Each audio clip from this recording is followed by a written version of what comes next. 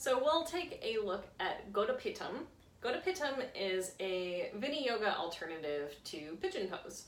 So you'll begin from a kneeling position and bring one knee forward and slide the other knee back.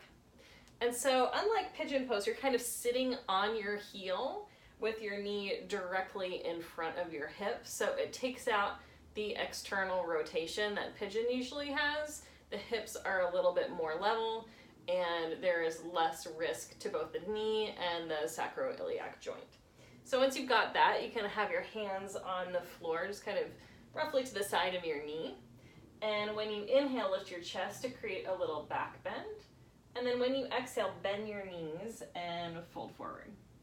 And you'll go back and forth a couple times. So first inhale, lift your chest, so you get a little more stretch in the front of the hip, a little contraction of the back muscles.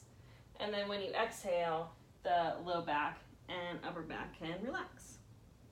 And then, of course, you could choose to stay in either this back bend position or in this forward bend position for a few breaths after a little dynamic movement to warm up.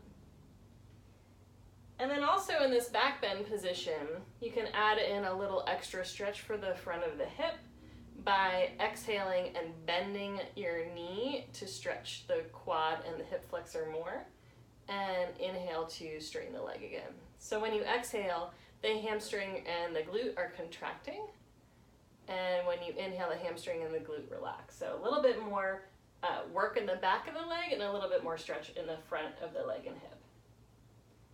And then after doing that a few times, you could choose to stay with your knee bent and even reach back for your foot back there. And then maybe releasing the leg and coming back into that forward bend position for a few breaths.